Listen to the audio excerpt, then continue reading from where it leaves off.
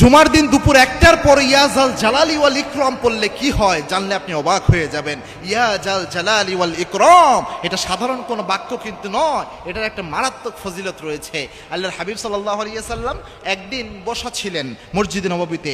সাহাবা একরাম আনাস রাদিয়াল্লাহু আনহু সম্ভবত তিনার পাশে বসা। আল্লাহর হাবিব সাল্লাল্লাহু আলাইহি ওয়াসাল্লাম বসে রয়েছেন, এক লোক রাসূল সাল্লাল্লাহু আলাইহি ওয়াসাল্লামের পাশে এসে নামাজ আদায় করলেন, সালাত আদায় করলেন। আল্লাহর হাবিব সাল্লাল্লাহু আলাইহি ওয়াসাল্লাম দেখতেছেন তার সালাত, এরপর ওই ব্যক্তি নামাজ শেষ করলেন।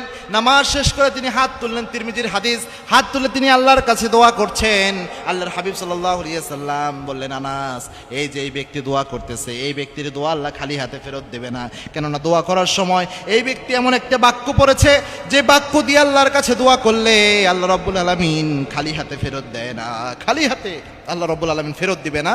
যদি কোনো ব্যক্তি এই বাক্যটা দিয়ে দোয়া করে, ওই ব্যক্তির দোয়ার সময় পড়েছিল ইয়া হাইয়ুন ইয়া কাইয়ুম ইয়া জাল জালালি ওয়াল ইকরাম। এজন্য এই ইয়া জাল জালালি ওয়াল ইকরাম, ইয়া হাইয়ুন ইয়া কাইয়ুম পড়ে যদি আপনি পড়তে পারেন, অনেকটা এটা একটা কি কাজ, যে কাজটা করে সেটা হচ্ছে এই জিনিসটা আপনার স্বাভাবিকভাবে আপনার একে দোয়া কবুলের জন্য অনেক বেশি কাজে দিবে। এটা গুরুত্বপূর্ণ একটা বিষয়, ইয়া হাইয়ুন ইয়া কাইয়ুম ইয়া জাল জালালি ওয়াল ইকরাম।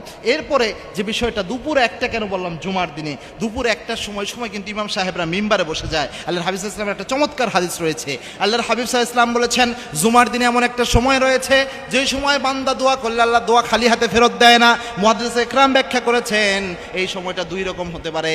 একটা হচ্ছে ইমাম সাহেব যখন মিম্বারে বসে সালাম ফিরানোর আগ পর্যন্ত এই সময়টা দোয়া করলে দোয়া কবুল হয়ে যায়, দোয়া কবুল হয়ে যায়। এজন্য অবশ্যই চেষ্টা করবেন জুমার দিনে ইমাম সাহেব মেম্বারে বসলো সালাম ফেরানোর আগ পর্যন্ত, যেহেতু দোয়া কবুল হয় ওই সময় দোয়া করার জন্য। আর দোয়া করলে এটা দিয়ে দোয়া করবেন ইয়া হাইয়ুন ইয়া কাইয়ুম ইয়া জাল জালালি ওয়াল ইকরাম।